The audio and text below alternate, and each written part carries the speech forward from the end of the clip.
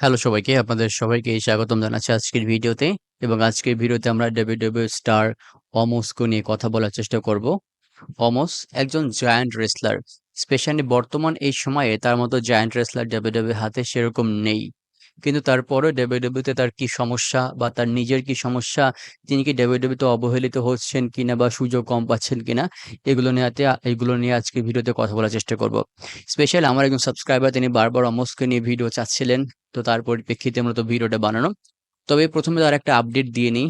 কিছুদিন আগে অমোসকে নিয়ে কিছু রিউমার ছড়াচ্ছিল যে তিনি ডাব্লিউডাব্লিউ থেকে রিলিজ নিয়েছেন বা ডাব্লিউডাব্লিউ থেকে বের করে দিয়েছেন, এরকম কিছু একটা। তবে অমোস নিজে সোশ্যাল মিডিয়াতে এসে এটা একদম ডিনাই করে দেন, বা হচ্ছে এই রুমারটাকে তিনি ক্যান্সেল করে দেন যে না, তিনি এখনো ডাব্লিউডাব্লিউ থেকে রিলিজ নেন নাই। সামনে আরো কোনো ইভেন্ট আসলে পারে, যখন তাকে প্রয়োজন হবে তখন তাকে সামনে নিয়ে আসতে পারে। এবং ডাব্লিউডাব্লিউ বিভিন্ন শো, বিভিন্ন লাইভ ইভেন্টসে তিনি মোটামুটি সেখানে থাকছেন আর কি, নিজের এক্সিস্টেন্সের প্রমাণ দিচ্ছেন আর কি। তো এখন কথা বলবো যে অমোসকে নিয়ে আসলে সমস্যাটা কি। স্পেশালি অমোসের যদি নিজের সমস্যার কথা বলি, তার রিং এর মধ্যে অ্যাক্টিভিটি অনেক কম। তাকে খুব কম মুভ দেয়া হয়েছে। আমরা দেখি যে তিনি চোক স্ল্যাম বা হচ্ছে স্ল্যাম, এগুলোর মাধ্যমেই বর্তমানে আবদ্ধ আছেন। এর বাইরে তেমন কিছু করতে পারছেন না। কিন্তু একজন রেসলারের একটা কমপ্লিট প্যাকেজ থাকা উচিত। তার এমন কিছু মুভ থাকা উচিত যেগুলোর মাধ্যমে তিনি একটা ম্যাচকে সামনের দিকে এগিয়ে নিয়ে যেতে পারবেন। তার কিছু ফিনিশারও থাকা উচিত, কিছু এক্সিলেন্ট মুভ থাকা উচিত যেগুলোর মাধ্যমে তিনি দর্শকদেরকে আনন্দ দিবেন। কিন্তু আমরা অনেকবার দেখেছি যে বিভিন্ন জায়ান্ট রেসলার যাদেরকে হচ্ছে ডাব্লিউডাব্লিউ বিভিন্ন সুযোগ দিয়েছে, তাকে বিভিন্ন হেল্পিং হ্যান্ড দিয়েছে। স্পেশালি যদি আমরা দেখি আন্ড্রে দ্য জায়ান্ট, ওদিকে আন্ডারটেকার, কেইন, এরা কিন্তু মার্ক হেনরি, বিগ শো, এরা কিন্তু স্কিলের দিক দিয়েও অনেকটা ভালো ছিল, যদিও তাদের ওজনটা অনেক বেশি ছিল অমোসের মতো আর কি। কিন্তু অমোসের সেই তুলনায় অতটা ভালো মুভ নেই, অতটা ভালো স্কিল নেই। ম্যাক্সিমাম টাইম তিনি একদম সাইলেন্ট থাকেন, বা তার যে রেসলিং খেলা এটা কিন্তু তুলনামূলক অন্যদের চেয়ে অনেক স্লো। এবং এই কারণে কিন্তু ডাব্লিউডাব্লিউ চোখে বা অডিয়েন্সের চোখে তিনি কিন্তু অনেকটা পিছিয়ে আছেন। দ্বিতীয় যে ব্যাপারটা, এটা হচ্ছে lack of character development. Character কি? ধরুন যে একজন জায়ান্ট রেসলার, আমরা বিগ শোর কথা চিন্তা করি, মার্ক হেনরির কথা চিন্তা করি, বা আন্ডারটেকারের কথা চিন্তা করি না কেন, তারা কিন্তু বর্তমানে একজন লেজেন্ড বললেও ভুল হবে না। তাদেরকে ডাব্লিউডাব্লিউ যথেষ্ট সময় দিয়েছে তাদের ক্যারেক্টার বোঝানোর জন্য।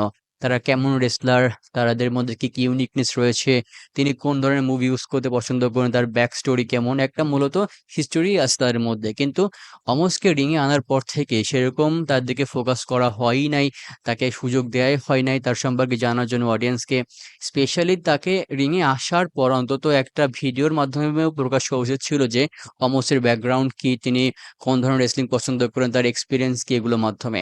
মূলত তাকে সময়টাই দেওয়া হয় না, এই জন্য মূলত তিনি তার ক্যারেক্টার ডেভেলপমেন্টটা করতে পারেন নাই। আমরা দেখেছি যে এজে স্টাইলস সাথে তিনি যখন ছিলেন, এজে স্টাইলসের পার্টনার হিসেবে, তিনি একদম সাইলেন্ট ছিলেন। তার অ্যাক্টিভিটিস একদম নাই বললেই চলে।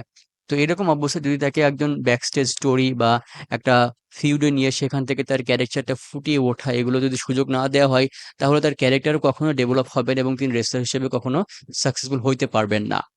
থার্ড যে ব্যাপার, এটা হচ্ছে বুকিং প্রবলেম। আমরা অমোসের কিছু ম্যাচ দেখেছি, স্পেশালি প্রথম দিকে তাকে দিয়ে কিছু মিড কার্ডের বা হচ্ছে লো কার্ডের কিছু ম্যাচ খেলানো হয়েছে, যেখানে তিনি তার শক্তিমত্তার প্রকাশ করেছেন। তিনি রেসলারদেরকে একদম ধোলাই দিয়েছেন, স্ল্যাম মেরেছেন, কয়েক মিনিটের মধ্যে তিনি ম্যাচ জিতে গেছেন, এরকম কিছু একটা। কিন্তু এভাবে কিন্তু একজন রেসলারের ক্যারেক্টার ফুটে উঠতে পারে না। এবং এভাবে কিন্তু তিনি ভালো বুকিংও পান না, তিনি ভালো টাইটেল ম্যাচও পান নাই। এবং আরেকটা জিনিস হচ্ছে তার বুকিং প্রবলেমের মধ্যে, তার প্রথম দিকের ইম্পর্টেন্ট ম্যাচগুলো বা ভালো কোনো ফিউডে তাকে হারিয়ে দেওয়া হয়েছে। একজন জায়ান্ট রেসলার যাকে ডাব্লিউডাব্লিউ তাকে শক্তিশালী রেসলার হিসেবে উপস্থাপন করেছে, তাকে দিয়ে যদি প্রথমেই কোনো পেপার ভিউতে বা বড় কোনো ম্যাচে হারিয়ে ফেলা হয়, তাহলে অডিয়েন্সের মাথায় এটা ঢুকে যাবে যে তিনি হয়তো দুর্বল, তিনি হয়তো ভালোভাবে ম্যাচে জিততে পারেন না, বা বড় কোনো ম্যাচে তিনি একদমই সফল না, এরকম দুর্বলতা তার মধ্যে চলে আসবে আর কি। এই জন্য তাকে যদি শক্তিশালী দেখাতেই হয়, তাকে বড় বড় রেসলারের কাছেও জেতাতে হবে। এবং ফোর্থ ব্যাপারটা হচ্ছে মাইক স্কিলস এবং সাইজ। মাইক স্কিল বলতে আমরা দেখি যে অমস্কে দিয়ে খুব কমই প্রোমো কাটানো হয়েছে, কমই মাইক স্কিলস ব্যবহার করানো হয়েছে। তার মাইক স্কিলের কিছু দুর্বলতা আছে আমরা দেখেছি আর কি, কিন্তু সেক্ষেত্রে দুর্বলতা কাটানোর জন্য কোনো অ্যাসিস্ট্যান্ট ম্যানেজার রাখা উচিত ছিল, বা যিনি তাকে প্রোমো কাটতে সাহায্য সহযোগিতা করবেন, বা তাকে একটু সময় দেওয়া উচিত ছিল, ট্রেনিং বলেন না কেন, এগুলো দেওয়া উচিত ছিল, যার মধ্যে তিনি তার মাইক স্কিলসটা হচ্ছে পরিবর্তন করতে পারেন বা ডেভেলপ করতে পারেন আর কি। তবে সবার শেষে যে জিনিসটা বলবো, ডাব্লিউডাব্লিউ অমোসকে রিংয়ে আনার মেইন কারণটাই হচ্ছে, মেইন সিক্রেটটা হচ্ছে তার সাইজ। তাকে রিং এর মাধ্যমে দেখানো, দর্শকদের মাঝে আনা যে তিনি এমন বিশাল যে একজন রেসলার, অবশ্যই ব্ল্যাক ব্যাকগ্রাউন্ডের, তাকে দেখে অনেকটা ভয় লাগবে। এই ভয় পাইয়ে দেওয়াটা হচ্ছে ডাব্লিউডাব্লিউর মেইন লক্ষ্য ছিল। কিন্তু তাকে যদি একজন ভালো রেসলার হিসেবে আত্মপ্রকাশ করাতে হয়, যার একটা ভালো ক্যারেক্টার থাকবে, যার একটা ভালো ভবিষ্যৎ থাকবে, কিছু অ্যাচিভমেন্ট থাকবে, তাহলে ডাব্লিউডাব্লিউ অবশ্যই উচিত ছিল তার দিকে ফোকাস করা, তার স্কিলের উপর, তার মুভের উপরে, তার মাইক স্কিলস এর উপরে, এবং তার অবশ্যই একটা স্টোরি বা ক্যারেক্টারের উপরে। এইটা যতদিন না করতে পারবে ডাব্লিউডাব্লিউ, তার উপরে তিনি কখনোই কিন্তু সফল হতে পারবেন না একজন রেসলার হিসেবে। তো ভিউয়ার্স, এই ছিল আজকের ভিডিও। এখানে আমি আমার মতামত শেয়ার করেছি এবং কিছু তথ্য আপনাদেরকে দেওয়ার চেষ্টা করেছি। সম্পূর্ণ ভিডিও শেষ পর্যন্ত দেখার জন্য অসংখ্য ধন্যবাদ। সবাই ভালো থাকবেন, সুস্থ থাকবেন। সবার জন্য অনেক অনেক শুভকামনা। আসসালামু আলাইকুম।